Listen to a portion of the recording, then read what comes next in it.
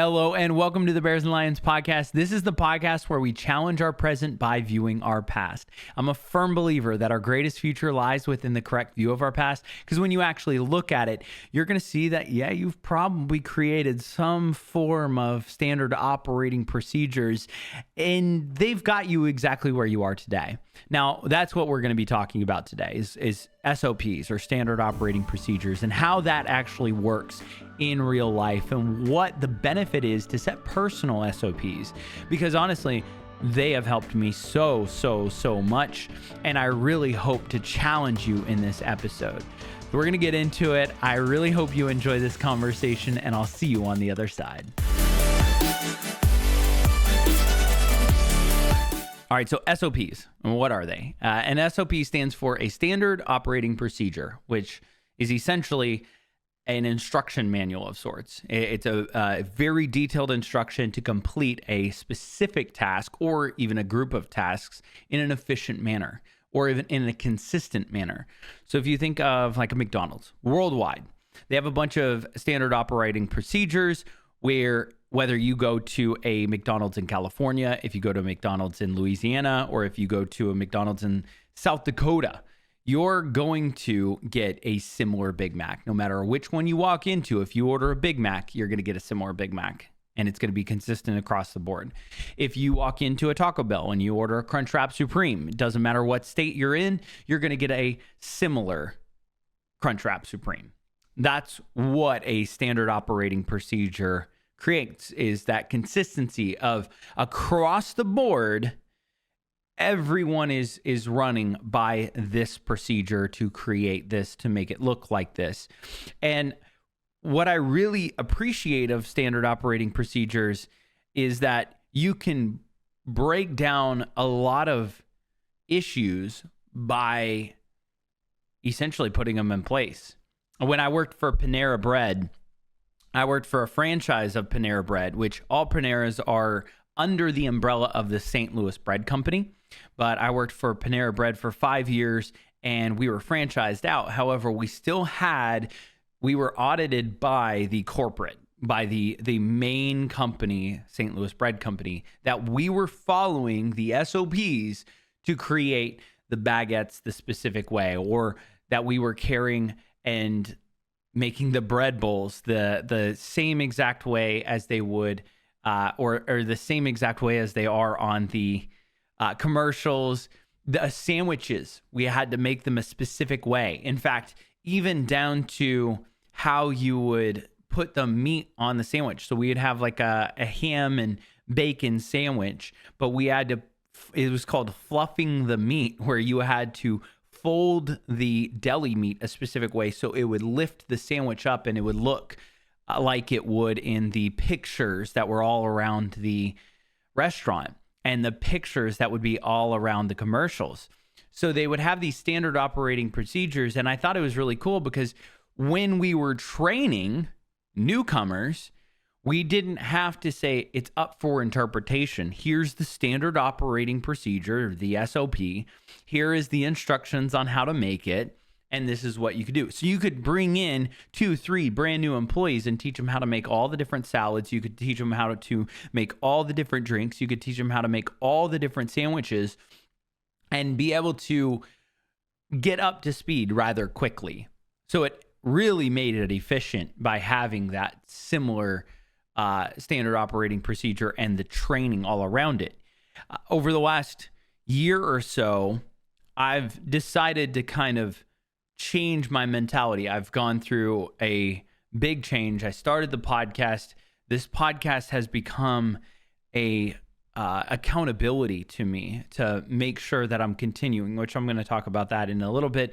But it's created this new set of standard operating procedure in my mind to make sure that everything I'm doing is on the path. It's keeping me on the path that I want to go.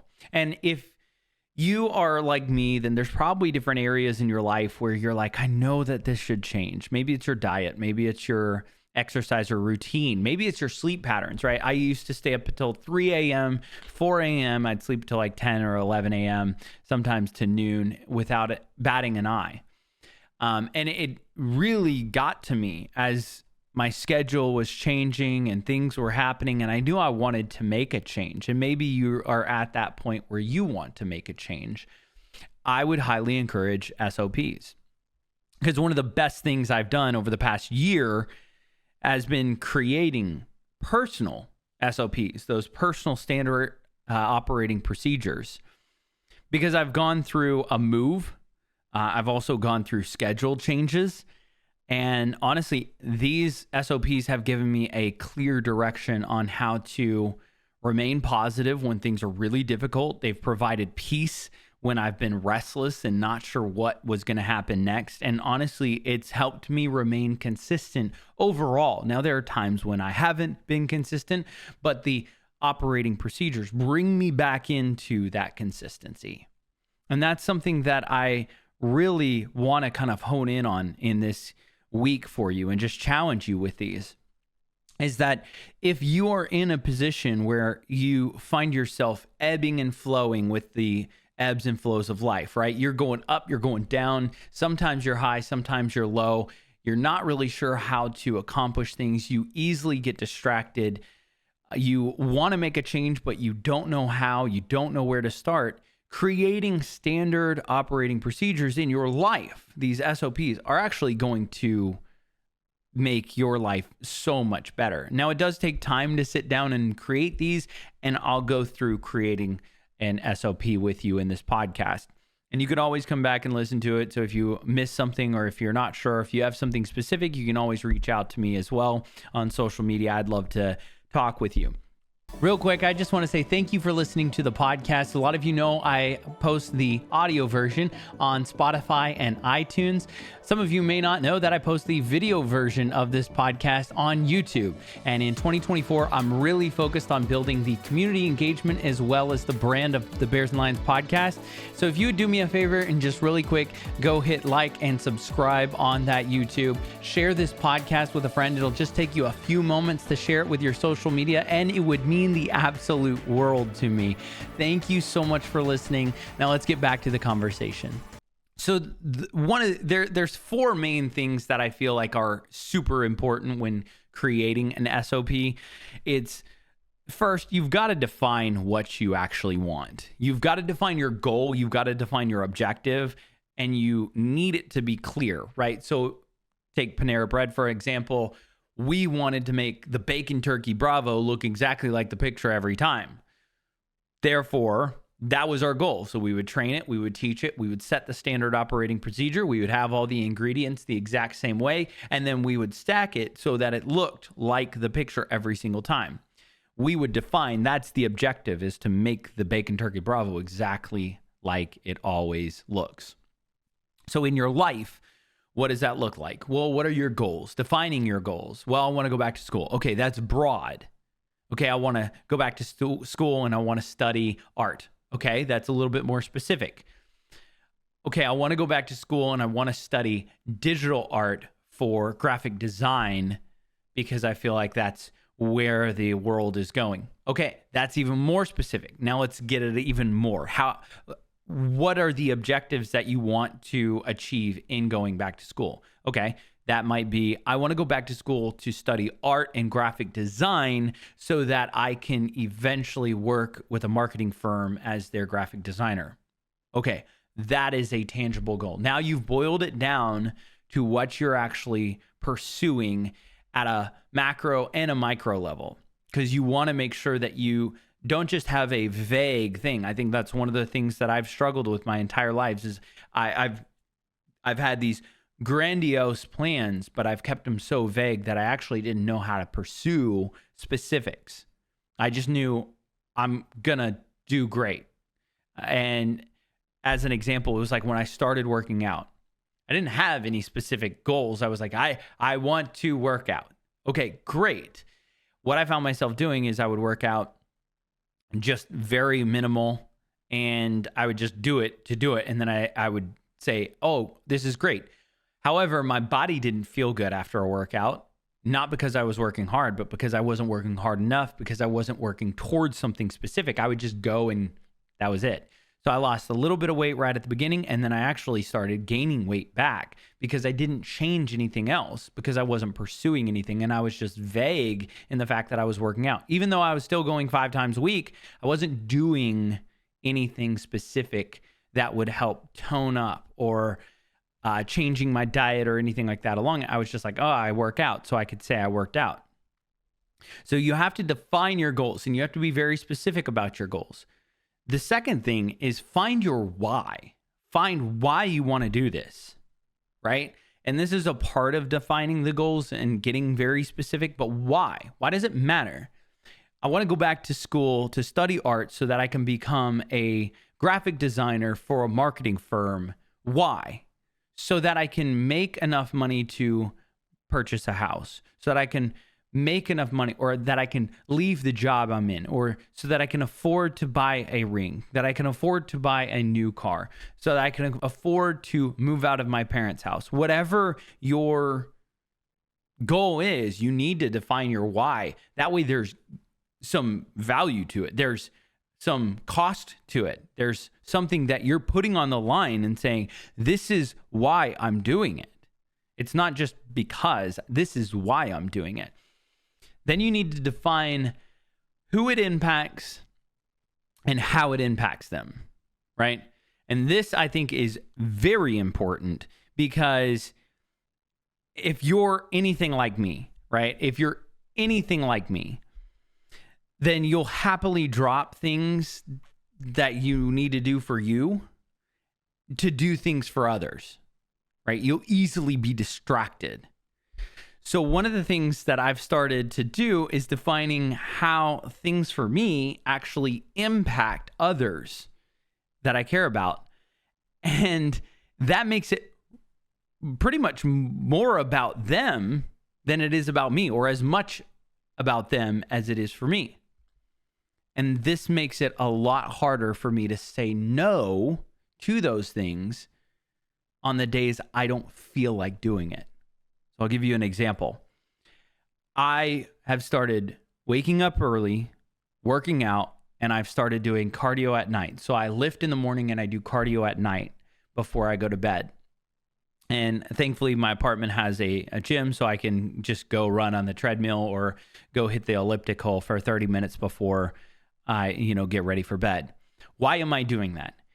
I am doing that so that as I am older, as I get older, I am energized enough, fit enough, and able enough to be disciplined for when I have kids. And I know that I'm going to have kids at an older age now, right? Because I'm 35. I'm going to be, in my 60s when the kid's turning 18, most likely, or somewhere around there when the kid's in college. So all through their high school years, I need to make sure that I am fit enough to play baseball with them, or play football with them, or play soccer. I need to make sure that I am energized enough to be able to keep up with a toddler, and not somebody who is struggling to have the cardiovascular ability to jog with them or get them active or go do things with them that I want to do. Same thing with my spouse. Like, I want to be able to go have fun and be able to get out, and whether we run marathons or hike or whatever, I want to be fit enough to do that. And that's my why. So every time I'm like, I'm not really feeling like going to the gym today, I have so much pressure and accountability from that why and how it impacts my future spouse and future children that I'm like, no, I have to. This is not just about me. This is about them as well. My health and the ability to run a mile is just as important for them as it is for me. So there's weight to it. There's value to it. And it makes it very, very hard for me to just be like, I'll do it tomorrow. There are still days when I say, I'll do it tomorrow. But I promise there's a different cost, because I will think about that and say, man, I should not have done that. Like, I needed to get up and just go. And then the last thing that you need to do in creating a standard operating procedure is write it down. And I'm a big fan of physically writing things, if you're somebody who has everything on their phone or everything digital on their computer, that's great. But I think seeing it on, putting a pen to paper, or having a whiteboard, or having a schedule, or having the plans of this, when this happens, this is what I'll do. Having it written down makes it so much easier to go back to in a moment's notice, or a reminder throughout the week or day. So as you create your standard operating procedures in your life, you got to think about that. Define it, make it very specific. Find your why on why that's what you're even pursuing, or why that's an objective or a goal that you want. And then define who it's going to impact and how it impacts them, including yourself. And then writing all of that down. And if I was to maybe just add one more quick thing too, is the value of having these things written down is, as you write these down, you can also write objectives, and then you can write objections. Okay, well, what if I go through a move, or what if my schedule changes, or what if this happens? Then you're writing an SOP specifically for that situation. You're saying, if my schedule changes, then I will set my alarm for an hour earlier so that I can still complete this, and I'll go to bed an hour earlier. Or maybe your diet has to change, or something along those lines. What if I can't buy this at the grocery store? Or what if they're all out? Okay, this is my secondary choice, so that you always have an operating procedure. The other day I was at Costco and I wanted to buy something specific, and they were out. They didn't have it. So what was my operating procedure? I knew that they would have the ground turkey, because they always have that ground turkey that's 93.7, and it's delicious. But I've been eating ground turkey quite a bit over the last 2 weeks, but they were out of the chicken that I wanted. So I was like, you know what? We're going to go with ground turkey. That's in my SOP, is when I go shopping, I'm going to get everything I need to get when I go shopping. That way I'm not going back out and going back out and going back out and going back out. I'm doing everything I can, maximizing my time, and then I'm getting the things I can done. Doing this podcast, I have SOPs around doing the podcast, standard operating procedures, how I write the podcast, what my podcast is going to be about. How do I plan for podcasts? Sometimes it's spare of the moment. Sometimes I have crazy things happen, like my car breaks down and I buy a new car and then that car breaks down. Other times I've been thinking about a conversation for months or weeks on end, and I've written them down on my journal or on my writing tab, or however I'm doing it, or on my phone. Maybe I see a tweet, maybe I tweet out, and that triggers a thought where I begin talking more about it. Whatever that might be, I have a way of setting it up, especially right before I record. I make sure I go through all of my notes. I make sure they're all set in order, and then I talk about them all the way through. So I really challenge you this week, if you don't have any standard operating procedures, look at your life. Some of the things you're doing, they're already standard operating procedures, but they're in a bad way. So maybe you have been drinking too much caffeine throughout the week. You haven't been sleeping as much, but you've made it a habit of staying up late, staying on your phone, watching that extra Netflix show or episode, or you're just kind of lackadaisically missing the gym and saying, nah, I'll do it next week. I'll do it next week. Nah, I'll do it next week. And that's your standard operating procedure now, is to just basically procrastinate.